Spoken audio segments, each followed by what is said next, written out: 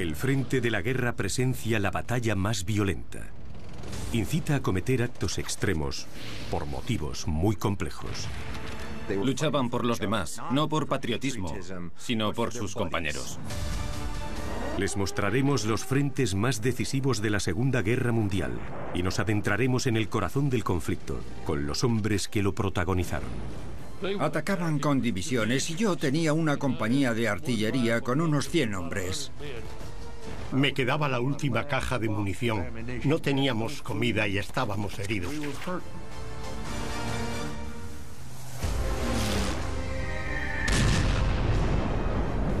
...1942, la batalla de Midway. Un momento clave en la historia naval durante la Guerra del Pacífico entre Japón y Estados Unidos. Un acontecimiento que marcó un antes y un después en el frente de la batalla. Estás en un avión mirando hacia abajo, colgado de unas correas, a 550 kilómetros por hora, golpeando al objetivo en un abrir y cerrar de ojos. La carlinga se convierte en un arma decisiva. Hizo un trabajo excelente. Lanzó una bomba de 400 kilos donde iba a hacer más daño. Mitos, errores y motines definen el frente de la batalla de Midway como un momento decisivo. La primera victoria es para los japoneses. Al frente de la guerra. Midway.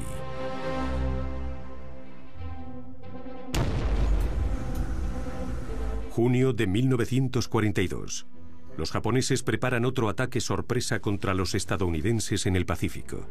Esta vez su objetivo es la base situada en las islas Midway. 6 meses después del devastador ataque a Pearl Harbor, Estados Unidos todavía se está recuperando del duro golpe y tenía sed de venganza. Los japoneses vieron el ataque a Pearl Harbor como una forma de lanzar la primera piedra y paralizar el avance norteamericano. Encaja a la perfección con su modus operandi militar, el uso de ataques sorpresa al inicio de las guerras. Como resultado del traumático atentado por parte de los japoneses a Midway, se produce un gran cambio en el Pacífico, que revolucionará la perspectiva de la guerra naval.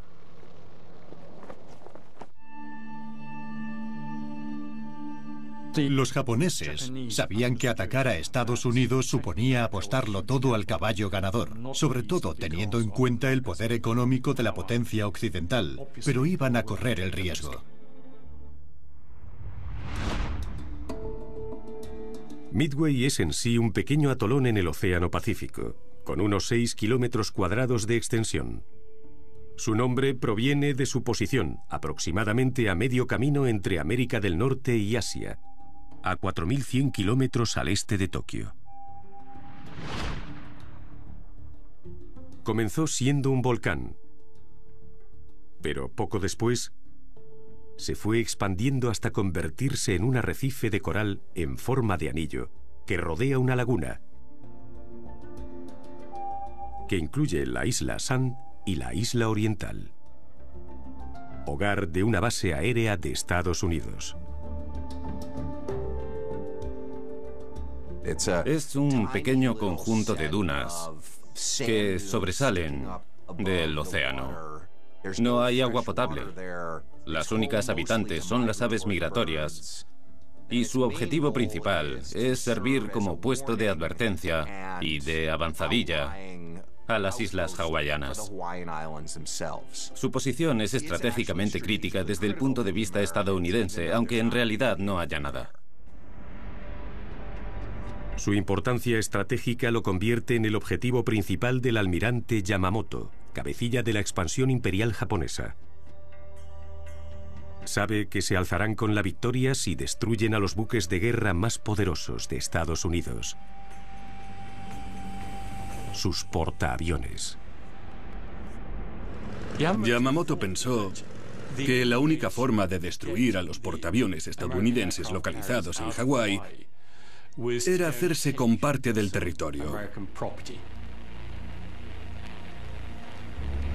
El verdadero poder de estas embarcaciones se reveló un infame día de 1941, el 7 de diciembre, cuando Japón conmocionó al mundo atacando por sorpresa el puerto de Pearl Harbor, en Hawái. Escuchamos un avión y momentos después una terrible explosión. Salimos corriendo del hangar y a unos 100 metros de mi posición todo estaba envuelto en llamas. Lo primero que vimos fue el avión que volaba en círculos con la insignia del sol naciente y supimos lo que había sucedido. En ese momento la vida pasa por delante de tus ojos. Miedo, ira, sorpresa.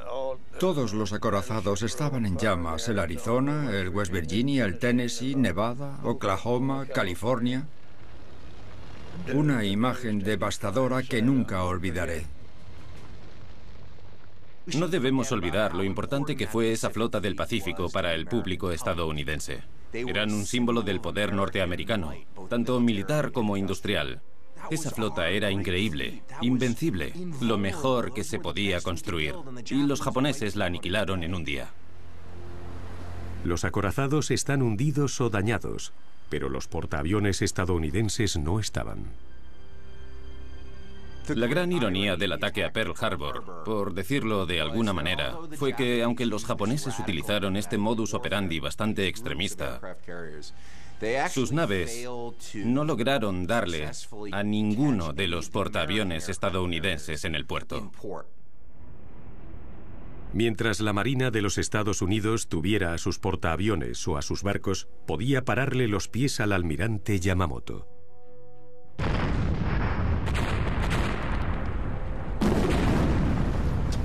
El comportamiento tumultuoso de Japón a través de Asia se aceleró en 1937 con la invasión a China que se cobró millones de vidas.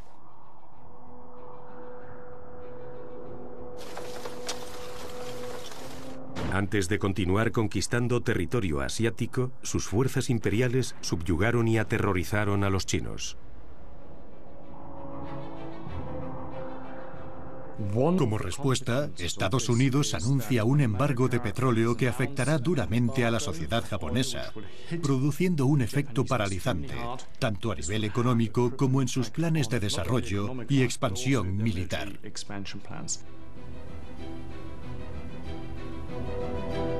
La respuesta japonesa al embargo de petróleo fue el ataque a Pearl Harbor. A mediados de 1942, el imperio japonés ocupa el sudeste de Asia, Malasia, Singapur, Hong Kong, Filipinas y varias islas del Pacífico.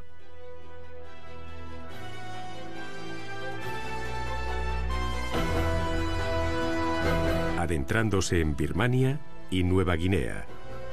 A principios de mayo, una flota liderada por Estados Unidos los ataca en el Mar del Coral, en las costas australianas.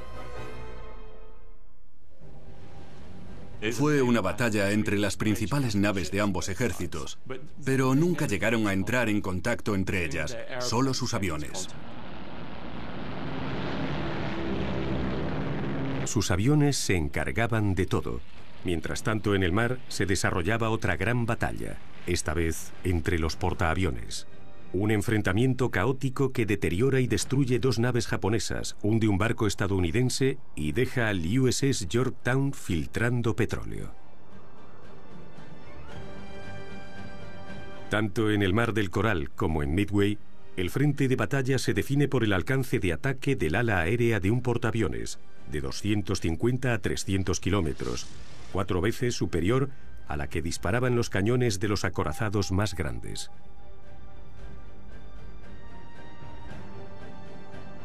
El avión se convierte en un arma decisiva. Su armamento y resistencia se combinan con las habilidades de observación y vuelo del piloto. Su suerte e instintos son factores críticos a la hora de determinar la victoria sobre el mar.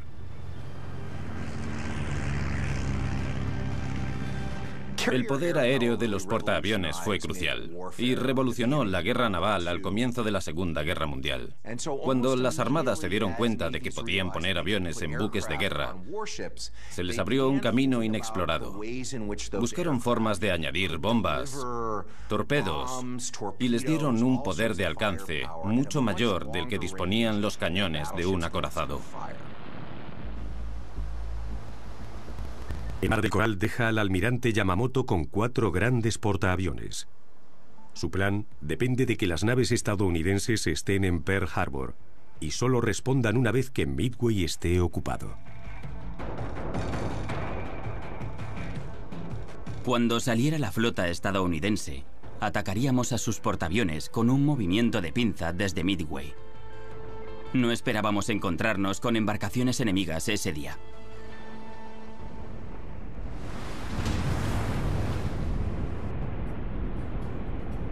La mañana del 4 de junio de 1942 es un día que marcará el rumbo de la Guerra del Pacífico.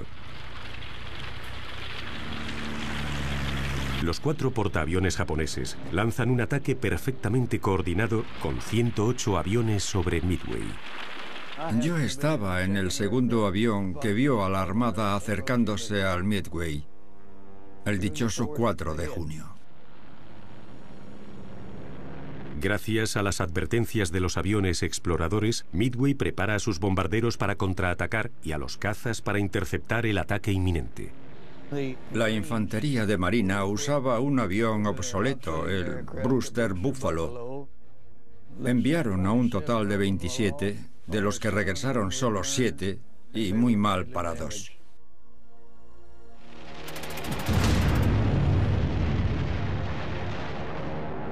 Los cazas Cero tiran por tierra todos los intentos de la infantería de marina, destrozando a los aviones interceptores. Mientras, los bombarderos japoneses prenden fuego a Midway, destruyendo hangares y depósitos de combustible. A mediados de 1942, en el aeródromo de Henderson, los marines estadounidenses que lo defienden tienen ametralladoras, y la mayoría de ellos estaban armados con un fusil M1 Garand, a gas, con un clip semiautomático de 8 balas. La primera victoria es para los japoneses. La infantería odia a los aviones, y esto es así.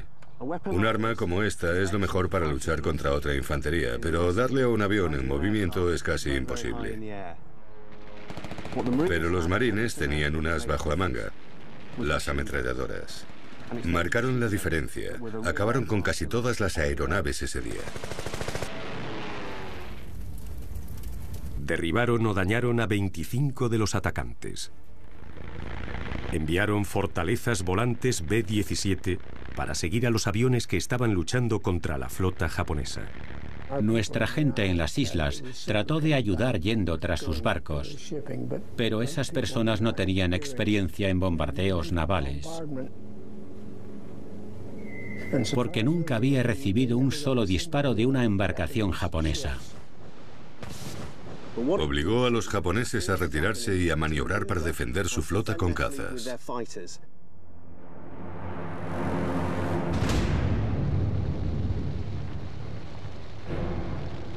Las cubiertas de vuelo de los portaaviones se unen a las operaciones de combate, deteniendo el lanzamiento de más bombarderos. Las aeronaves son necesarias porque el primer ataque japonés no logra destruir a todos sus objetivos. Se pagó un precio muy alto por ese segundo ataque.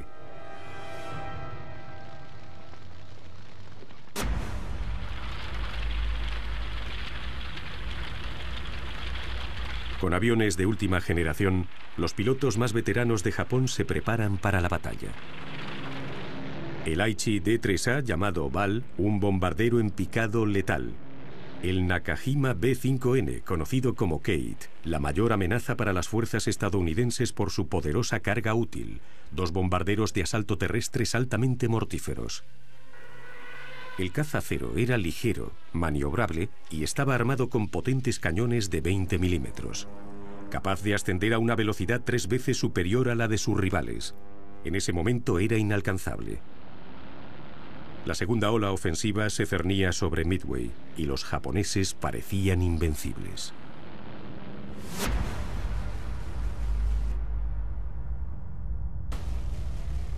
Las naves estadounidenses que creían que estaban en Pearl Harbor, a 1.700 kilómetros de distancia, se encontraban en realidad cada vez más cerca de su posición.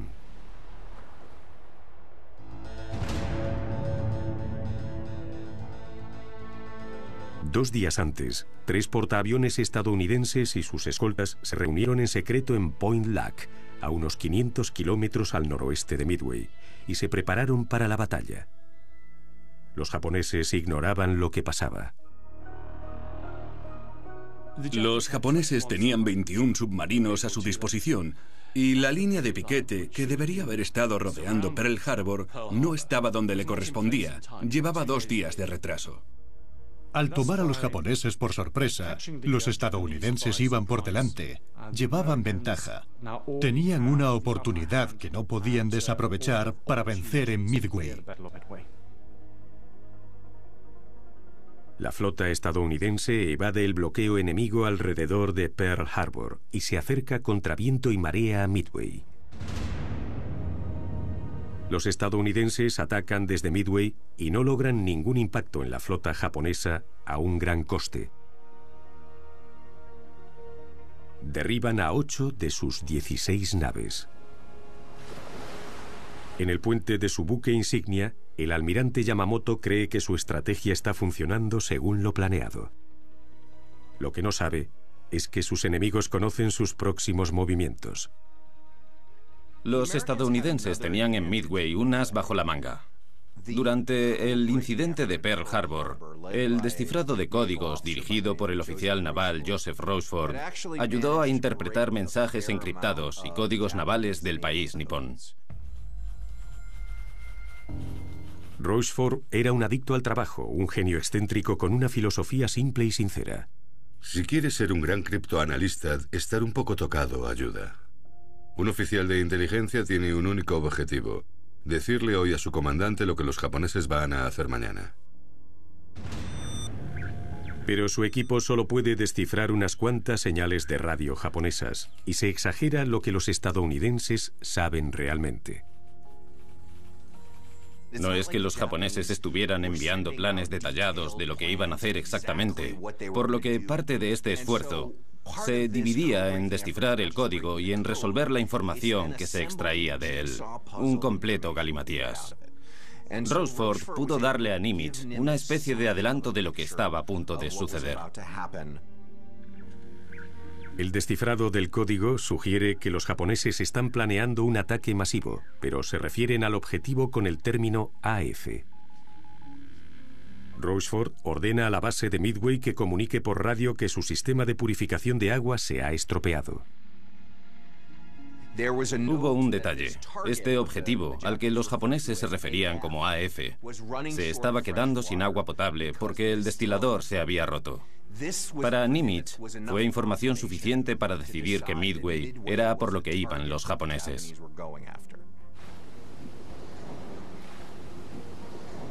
Parece que AF es la base de Midway. El almirante Nimitz decide continuar con el plan y defender la isla, apostándolo todo a un único número, poniendo en juego a todos sus portaaviones. Si han tomado como punto de partida para su estrategia información incorrecta, basándose en lo que un oficial de inteligencia ha analizado, van a tener un gran problema. Las probabilidades de salir victorioso de Nimitz se ven diezmadas por el estado de sus hombres y barcos tras las pérdidas en el Mar del Coral. Necesitaban reabastecerse. Los grupos aéreos, tanto pilotos como aviones, que se habían perdido ya no servían. El 27 de mayo, el Yorktown llega perjudicado, filtrando petróleo a Pearl Harbor. Necesita casi 90 días para repararse. Pero el almirante Nimitz dice que debe estar listo en 3. El 30 de mayo zarpa hacia Midway, con los equipos de reparación todavía a bordo tapando los agujeros. Enfrentarnos a una flota japonesa completamente invicta y poderosa. arriesgando a nuestros portaaviones por 2 castillos de arena en mitad del océano.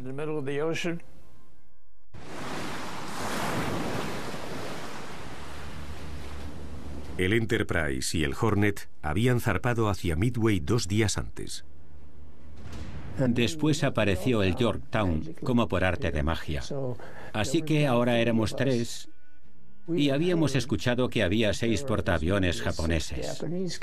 Se igualarían por fin los 2 bandos una vez se uniese el Yorktown.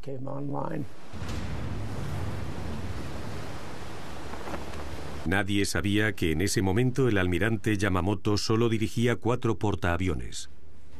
Incluso hoy en día, muchos todavía creen en uno de los mayores mitos de Midway. La leyenda en torno a Midway es que los estadounidenses no eran los favoritos. La valiente infantería de marina, mal tripulada y equipada, sale victoriosa frente a la flota japonesa, abrumadoramente numerosa. Es cierto que Yamamoto lideraba muchos más buques de guerra, incluidos los acorazados, pero lo que inclinó la balanza fueron las aeronaves. Los japoneses toman la delantera una vez más. 248 aeronaves distribuidas en 4 portaaviones, casi 20 más que las 230 de los estadounidenses. Y lo más importante, los japoneses tienen que preocuparse no solo por los portaaviones estadounidenses, sino también de la pista de aterrizaje en Midway. El aeródromo de Midway despliega más de 100 aviones de caza. Esa idea fantasiosa de que Estados Unidos era superado en número y armas es una farsa.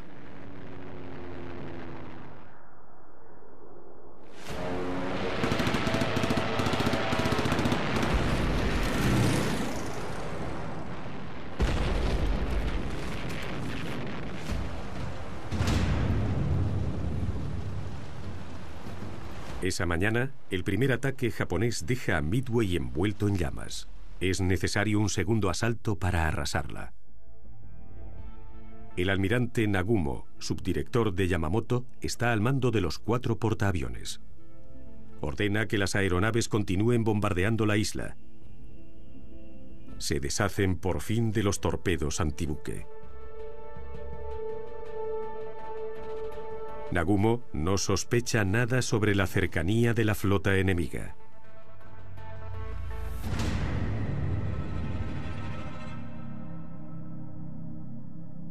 Una hora después del ataque a Midway, los aviones exploradores japoneses ven buques de guerra acercándose, pero no distinguen de qué tipo son. Deberían haber volado más bajo, hasta estar justo por encima de la cubierta, aunque les hubiese costado la vida. El almirante Nagumo detiene la recarga. Han visto a alguien. Nagumo titubeó. No sabía qué podía hacer. Esa vacilación es la estocada final para el almirante y los portaaviones japoneses. Justo cuando le comunican que los buques de guerra estadounidenses se aproximan, empiezan a caer bombas alrededor de los portaaviones japoneses. Escondidos entre las nubes, los Fortaleza Volante B-17 atacan. Desde esa altura, a 6 kilómetros en vertical, intentar golpear a un portaaviones es como jugar a los dardos con los ojos cerrados. Las probabilidades de causar algún daño significativo eran pocas, por no decir inexistentes. La estrategia consiste en movilizar a los portaaviones para evitar las bombas. Es justo en ese momento cuando el avión de combate de Nagumo le comunica las peores noticias posibles.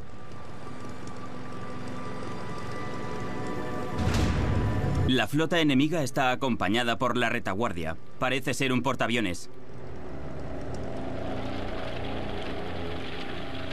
Nagumo solo tiene un par de bombarderos en picado listos para atacar. Todos sus cazas están ocupados manteniendo a raya a los bombarderos estadounidenses. Es una decisión crítica. ¿Lanzar un ataque suicida sin escoltas de combate o esperar una ofensiva masiva? La ventaja que otorga el primer movimiento ofensivo es obvia. Si te puedes deshacer del portaaviones enemigo, ya no pueden desplegar aeronaves para atacarte. Pero ese no era el único problema del almirante Nagumo. Las naves procedentes del ataque a Midway necesitaban aterrizar porque se están quedando sin combustible.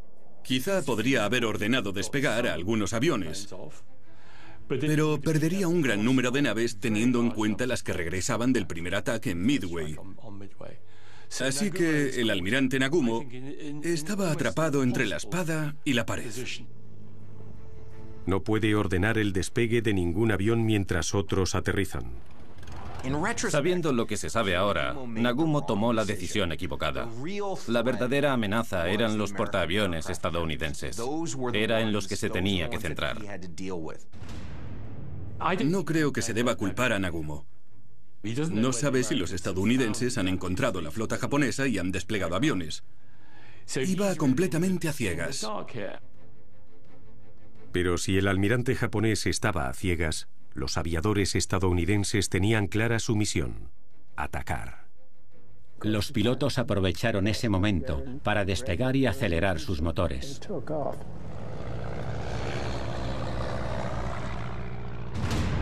Los estadounidenses no dudaron ni un segundo. 90 minutos antes de que fueran avistados por el avión explorador japonés, el Enterprise y el Hornet desplegaron sus aeronaves.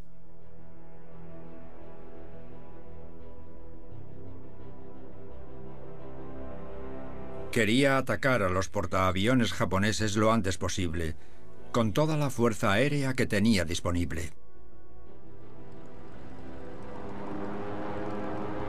Pero su estrategia pronto se ve afectada por el intento de los escuadrones de ubicarse y colocarse para sus formaciones de ataque aéreas. Los pilotos procedentes del Hornet y del Enterprise habían rodeado a la fuerza operativa, por lo que perdimos un tiempo y un combustible realmente muy valiosos. Tras una hora, el Hornet decide retirarse por fin. Si analizas el ataque aéreo orquestado por los estadounidenses, te das cuenta de que fue un caos. Al menos una de las unidades de aviación iba en dirección equivocada. Los 4 escuadrones del grupo aéreo del Hornet, liderados por el comandante Stanhope Rhine, se dirigen hacia el oeste, en lugar de hacia el suroeste, donde se había visto a los portaaviones japoneses.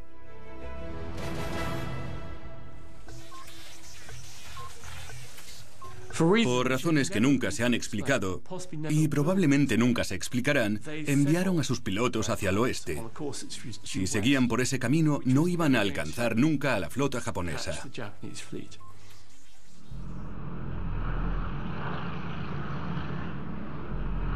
Muy por debajo de los bombarderos del comandante Rhine, los bombarderos torpedos del Hornet están dirigidos por el teniente coronel John Waldron. Rompe el silencio radiofónico. Los portaaviones no están ahí. Estáis yendo en la dirección equivocada.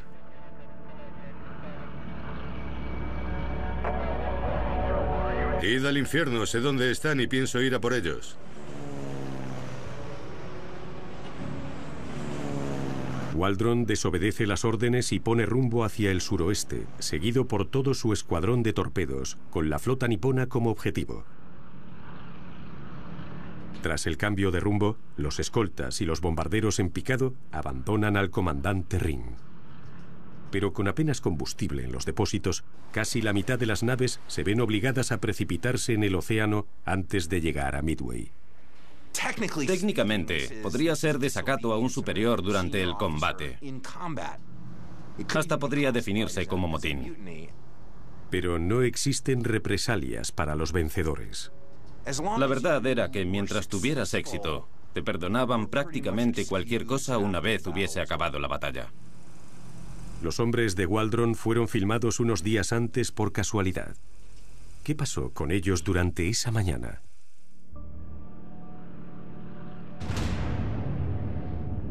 Después de 45 minutos, Waldron encuentra a los portaaviones japoneses. Sin ningún tipo de escolta o apoyo de bombarderos en picado, su escuadrón desciende 60 metros y comienza el ataque.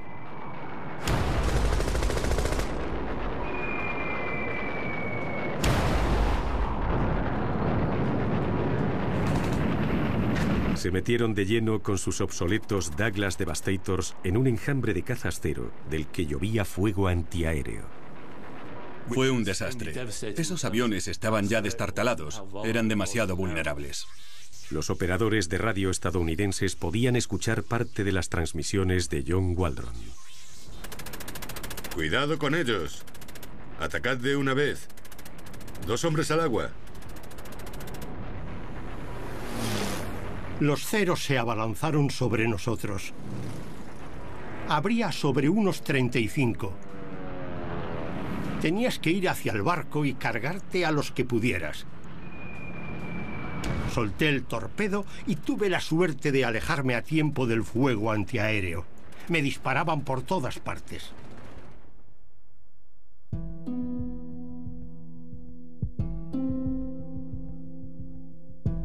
El alférez Gay es el único superviviente de esos 30 hombres. Su escuadrón no llega a alcanzar al enemigo.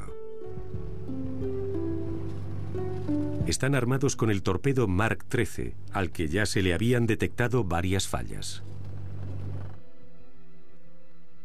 Hicieron pruebas. Era demasiado lento. Los percutores no iban bien. Además, no funcionaba correctamente en el agua para poder golpear un barco con la fuerza necesaria. Se comportaban de manera errática, como si esquivasen al objetivo a propósito. Algunos golpearon el casco de los barcos, pero se hundieron sin explotar. En definitiva, John Waldron, junto a su escuadrón de aviones torpedo, decidió atacar pese a las fallas en la artillería. Las posibilidades de que alguno de ellos explotara y hundiera a un portaaviones japonés eran prácticamente nulas. El sacrificio de Waldron, una decisión tomada por un puñado de pilotos, redefine el frente de batalla en la guerra naval aérea. Los pilotos han tenido una experiencia en el frente completamente diferente a la que se encontraría un soldado raso del ejército de tierra, por ejemplo. De manera individual, los pilotos pueden alterar el curso de la historia y, bajo las circunstancias adecuadas, llegan incluso a determinar el resultado de una guerra. Todo era nuevo. Las máquinas, las tácticas, éramos demasiado jóvenes. Aún nos quedaba mucho por aprender.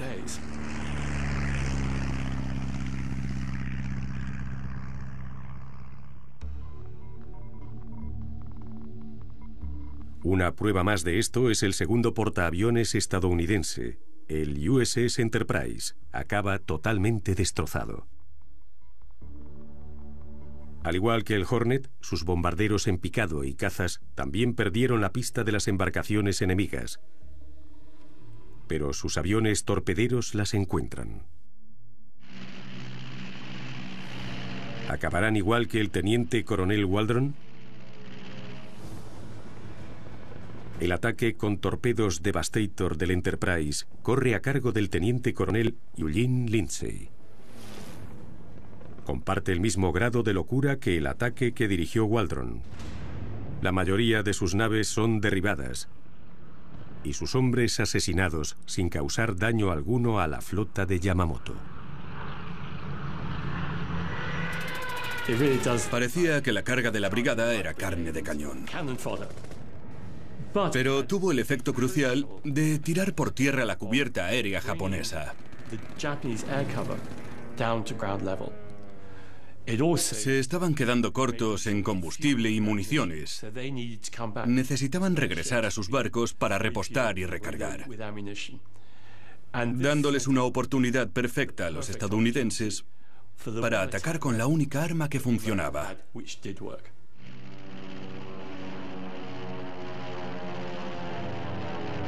Estos son los bombarderos en picado del Enterprise, pero de los portaaviones no hay ni rastro. Al llegar al supuesto punto de contacto, el mar estaba vacío. Ni un japonés a la vista.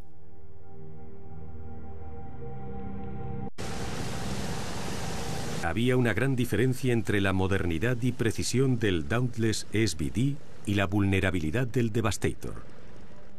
El bombardero en picado Dauntless SBD, creado por la compañía aérea Douglas, tenía un alcance y carga útil superior a su antecesor.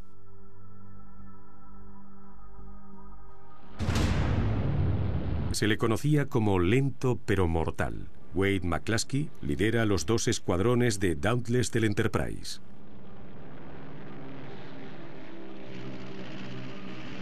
Tras más de 2 horas de búsqueda, su determinación por encontrar y aniquilar al enemigo los lleva más allá del punto de no retorno.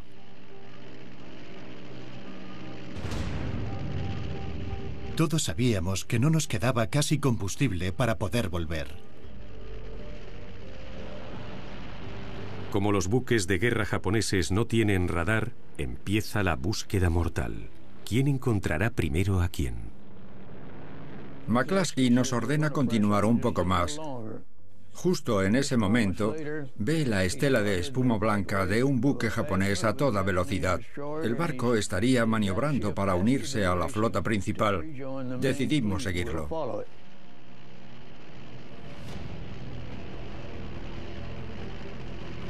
Apostando la vida de todos sus camaradas, McCluskey seguía por una corazonada. El destructor enemigo regresa con su flota, los 4 portaaviones. Tenía los prismáticos prácticamente apuntalados a la cara. A unos 56 kilómetros vi cómo nos daban la bienvenida los portaaviones japoneses. Encontró a los portaaviones japoneses. Estaban perfectamente colocados para que les atacásemos. No tenían defensa aérea. Todos sus aviones habían sido derribados durante la batalla. Teníamos un tiro limpio. Acabaríamos con ellos en un abrir y cerrar de ojos. Mientras tanto, el tercer portaaviones estadounidense, el dañado Yorktown, despliega a sus naves de ataque mucho más tarde que el Enterprise. Aunque la tripulación más experta tarda poco en alcanzar a McCluskey. Los aviones de Yorktown y los de McCluskey llegan a los 4 portaaviones casi a la vez, por pura casualidad. En las alturas, los bombarderos del Yorktown proceden de una dirección diferente a los de McCluskey. Mientras tanto, al nivel del mar, sus 12 torpederos comienzan el ataque.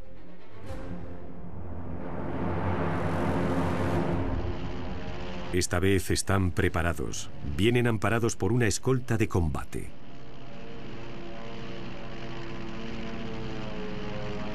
Sus Wildcats van mucho más lento que los Ceros, pero tienen una mayor resistencia. Los 6 Wildcats se defienden contra las más de 3 docenas de Ceros enemigos. Atacamos a los bombarderos, volando lo más bajo posible. Sabíamos que la mayor amenaza eran los torpedos. En tan solo un golpe podría hundir a un barco. Me impresionó su valentía y su predisposición. Superados en número, los torpederos estadounidenses caen como moscas del cielo. Levanté la vista y con el reflejo del sol parecía que llovía. Era como una cascada plateada de bombarderos en picado. Nunca había visto una aeronave tan magnífica. A 6.000 metros, McCluskey conduce a sus 30 naves en un vertiginoso descenso vertical hasta el portaaviones japonés más cercano, el Kaga. El bombardero se acercaba hacia nosotros, como una araña descendiendo hacia su presa sin poder moverse en su red. A 760 metros de la nave arrojan bombas de 226 kilos. 3 se pierden en el océano, pero la cuarta impacta directamente en el Kaga. Era una imagen infernal. El barco estaba completamente envuelto en llamas. La cubierta estaba llena de heridos y moribundos, demasiado agotados para poder moverse. El bombardeo en picado es una de las armas menos comprendidas. Estás en un avión mirando hacia abajo, colgado de unas correas. En la batalla de Midway, los pilotos iban a una velocidad de 550 kilómetros por hora, golpeando al objetivo en un abrir y cerrar de ojos. Al menos una bomba alcanza la cubierta de madera y activa la alarma en el hangar. Tienes todos los ingredientes para que sea un completo desastre. El Kaga explota desde el interior. Todas las municiones se disparan y la nave comienza a hundirse totalmente. Todo en un instante.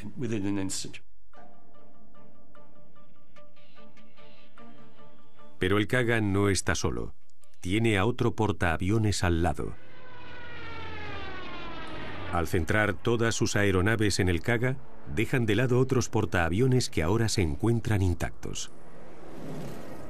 El teniente Dick Best se da cuenta del error de McCluskey y ordena a su segundo escuadrón abortar la misión.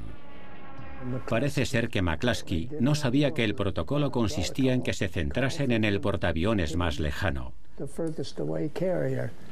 Así que fue a por el que tenía más cerca. Todos los demás le siguieron.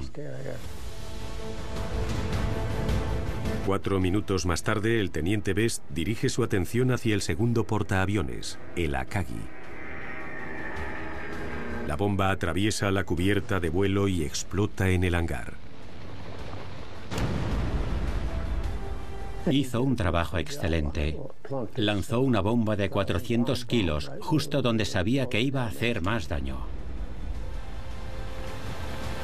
Cuando Best sale de su inmersión, ve un tercer portaaviones japonés que estalla en llamas.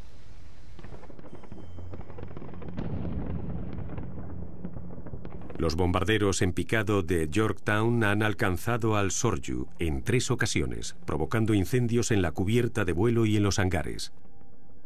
En tan solo un par de minutos, 8 bombas hunden a 3 de los 4 portaaviones. Al día siguiente, después de que se hundieran las naves, el almirante Spruance llama al almirante Nimitz. Le pregunta si con 3 portaaviones tiene suficiente y por supuesto le dice que no, que quiere los 4.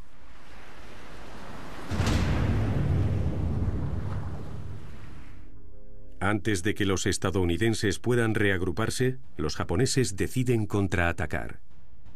El Hiryu, el único ileso, lidera el ataque. Los estadounidenses han demostrado que con pocos golpes pueden destruir 3 portaaviones fuertemente defendidos. La flota estadounidense no deja de mejorar. Entra en juego un dispositivo tecnológico, el radar.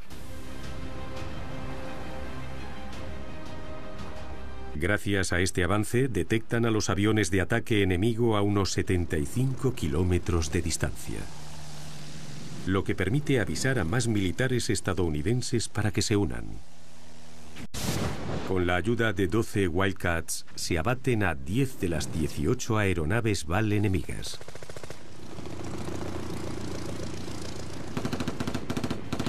El Yorktown y sus escoltas derriban con fuego antiaéreo a otras 2 más, que caen en picado envueltas en llamas. Los 6 BAL supervivientes bombardean a las naves estadounidenses, impactando hasta en 3 ocasiones, a 150 metros de distancia.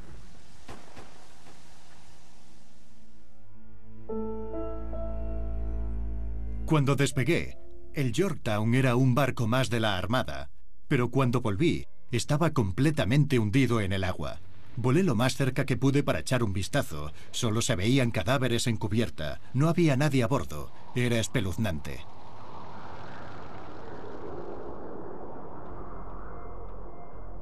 Un segundo ataque aéreo demuestra la potencia de los torpedos japoneses sobre los estadounidenses. 2 de ellos dan de lleno en el Yorktown, deteniendo así su avance. Cuando vimos el ataque al Yorktown, no sé qué decir. Fue demasiado duro. Era nuestro barco, hermano. Intentan apagar como pueden los incendios en el Yorktown.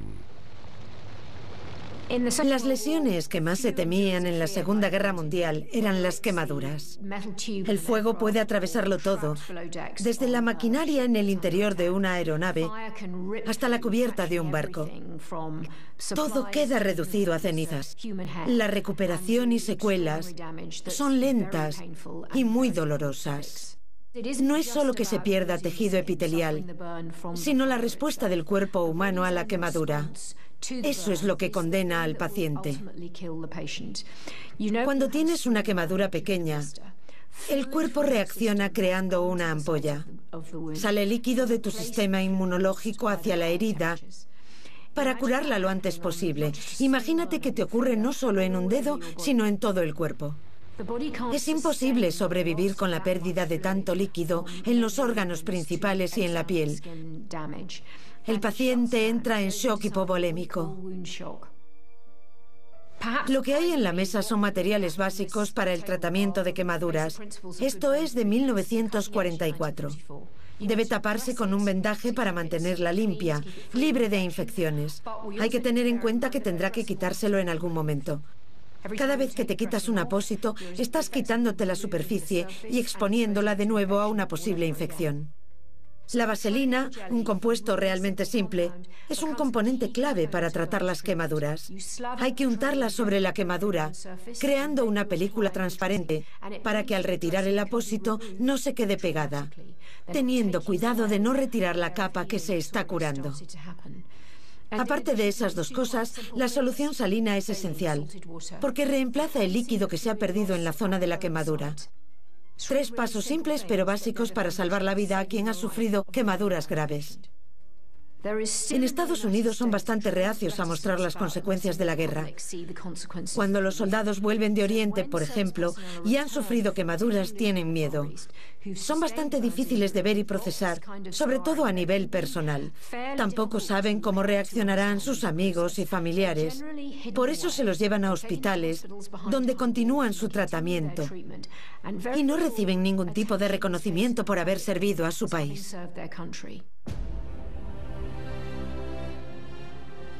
Mientras los equipos de control de daños intentan salvar al Yorktown, sus aviones y pilotos, todavía operativos, luchan contra los portaaviones enemigos, tratando de localizar al Hiryu.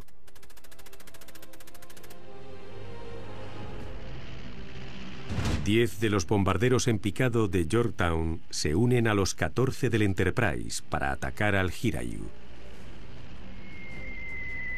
Una vez más, el teniente Best acierta. Están empatados 2-2, machacando al enemigo. 4 explosiones dejan a la nave envuelta en llamas. Se hunde a la mañana siguiente. Primero me derribaron y después me rescataron. El médico del barco decidió tratar a los heridos leves primero, ignorando a los graves. Eran un desperdicio de recursos. Este es nuestro día a día. La realidad de la guerra es cruel e implacable.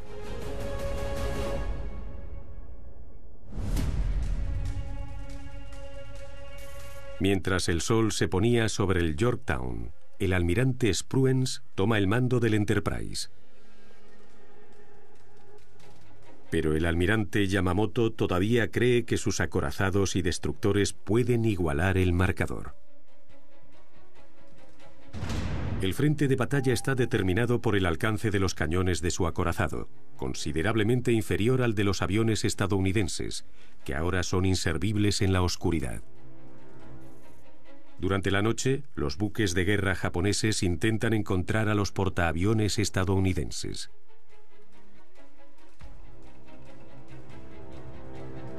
El almirante Spruance ordena la retirada, desafiando a sus oficiales, que quieren continuar con el ataque. Su sabia decisión salva a los portaaviones de la destrucción por parte de los acorazados enemigos.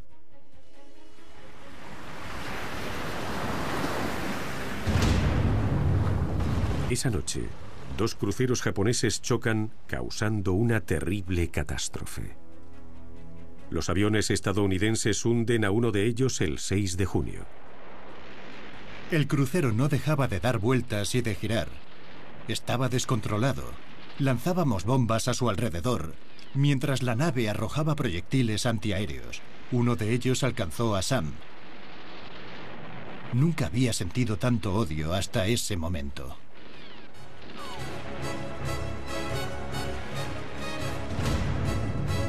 El almirante Yamamoto aborta la operación Midway. Cuando regresamos a Pearl Harbor, nos recibió el almirante Nimitz. Estrechó la mano a cada uno de nosotros. Fue una gran bienvenida.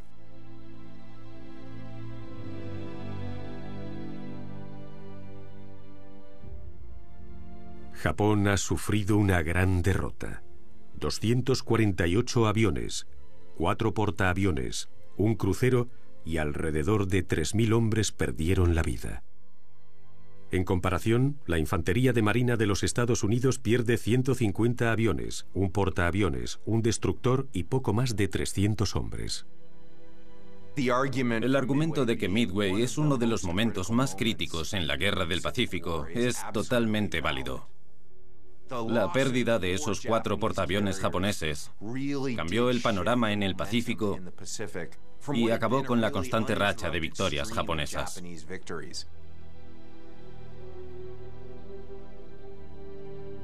Los aliados aprovecharon el beneficio de esta situación frente al país nipón para tomar la iniciativa. Antes de Midway, los portaaviones japoneses eran quienes dictaminaban el desarrollo de la acción en la guerra entre Estados Unidos y Japón. Pero después de Midway, fueron los estadounidenses quienes llevaban la voz cantante. Cuando cambiamos el rumbo en Midway, fue un gran alivio. Fue un placer formar parte de ello. Ha pasado a la historia como una de las batallas navales más significativas. La trampa japonesa se convirtió en una emboscada estadounidense, cambiando el curso de la guerra naval.